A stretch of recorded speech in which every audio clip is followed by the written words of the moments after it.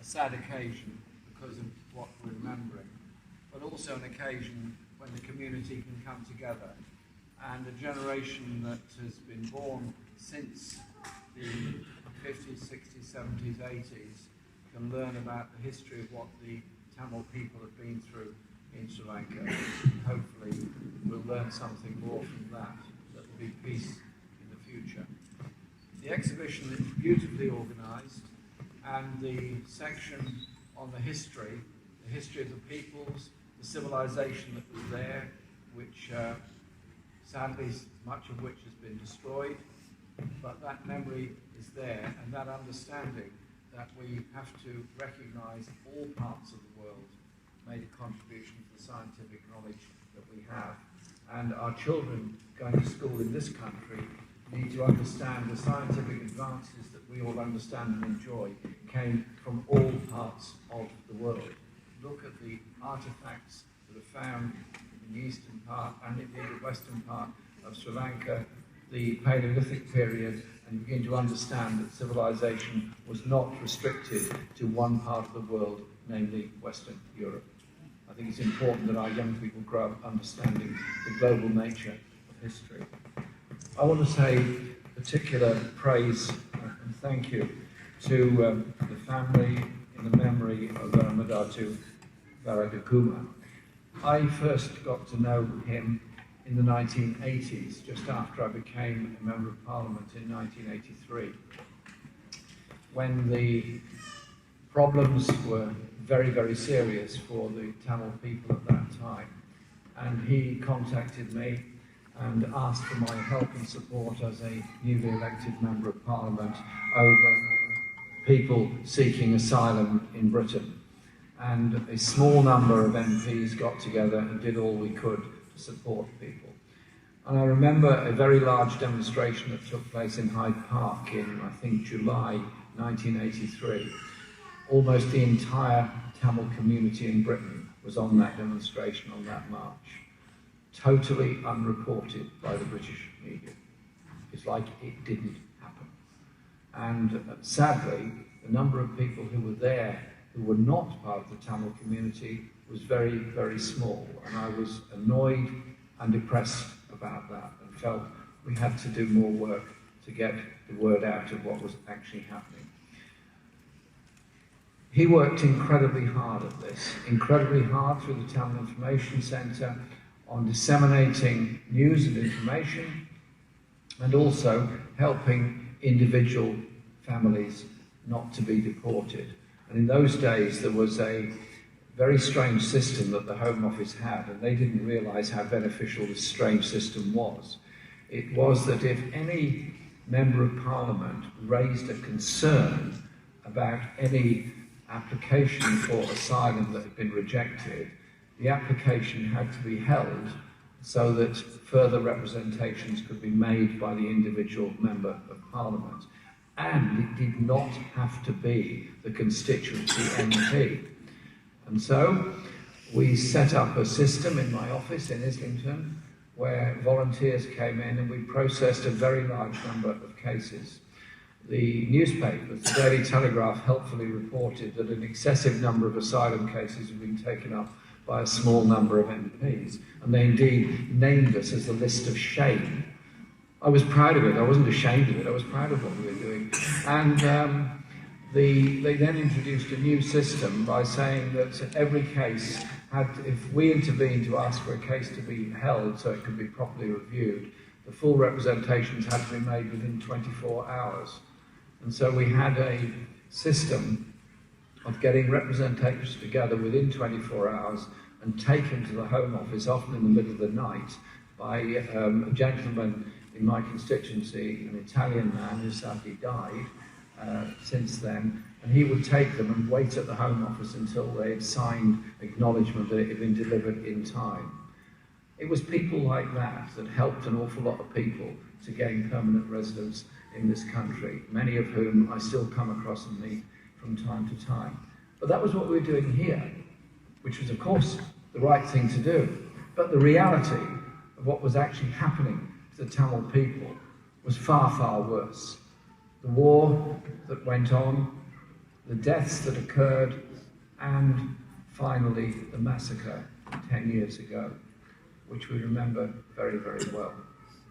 And so, in memory of all those people, we have to work for long-term peace, we have to work for recognition, we have to work for the right of all peoples anywhere in the world to their own self-determination, and ensure that the resolution that was taken to the United Nations in 2015, the United Nations Human Rights Council, is fully carried out and observed, that independent observers can visit all places and examine what's going on, and that those that committed human rights abuses are brought to justice. That is what the UN Human Rights Council exists for. I have been involved in a lot of work with the UN Human Rights Council, and before that the Commission, for very many years. I'm pleased it exists. I'm glad there is a world forum that we can take human rights abuses to, but it needs more resources, it needs more power, and it needs not just the power to shame, but the power to intervene where necessary and prosecute where necessary. That is the only international guarantee of human rights for everyone all across the world. And abominable things have also happened, such as the bombings of churches very recently is every bit to be condemned, as is any abuse of anybody for their faith anywhere in the world. We live in dangerous times when mosques are attacked, when temples are attacked, when synagogues are attacked, when churches are attacked, when people's faith is attacked, when people's identity is attacked because of their language, their background, their ethnicity, or their faith. It's very easy to create division and hate in this world. It's very easy to divide people and set one against the other. When you've created that desperate vortex of hate, it hasn't fed a child, it hasn't built a school, it hasn't improved anyone's living, it hasn't helped us to protect the precious natural environment and world in which we live. All it's done is created a negative energy and a desperate hate. So as peoples, we have to stand together, whatever our background, whatever our faith, stand together for those fundamental beliefs in the universality of human rights. And looking back on what has happened is not to undermine that, it's to strengthen it. Because if we do not understand what has happened, the brutality that's happened to people, the vile and despicable abuses of human rights that have taken place, then we're not in a position to put it right in the future. So this wonderful event here today, with the exhibition of history, the memory of such wonderful people, is something that I think everyone in this room should be very, very proud of. And those volunteers that have put the exhibition together and given the Tamil community the strength that it has should also be congratulated.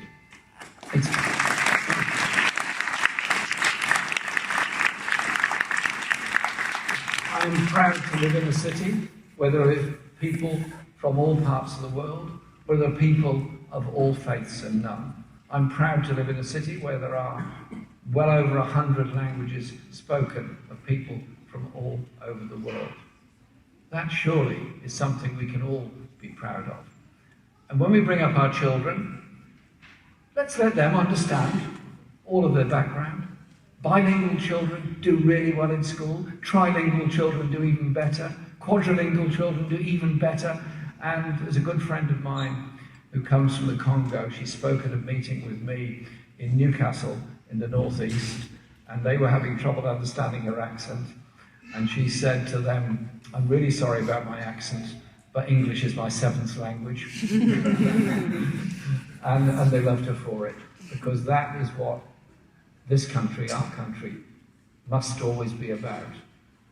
And I want to see in Sri Lanka a peace process, a reconciliation process, a recognition of the horrors that have gone on in the past, and a recognition of the rights of people to their own self-expression and their own self-identity and the right to speak their own languages. If you trace the history back of what happened before the war, back to the language riots in 1958 and discriminations that went on before that, you see how these things develop. And those that tried to destroy the history of the Tamil people by the burning of the library in Jaffna in 1981. Sadly, they did destroy many wonderful, very precious artifacts which we will never know what wonderful things were destroyed there. But it didn't work. It didn't destroy the history. It didn't destroy the identity. It merely strengthened the resolve of everyone else to extol the history and understand where that history comes from. This exhibition brings us together in memory of wonderful people.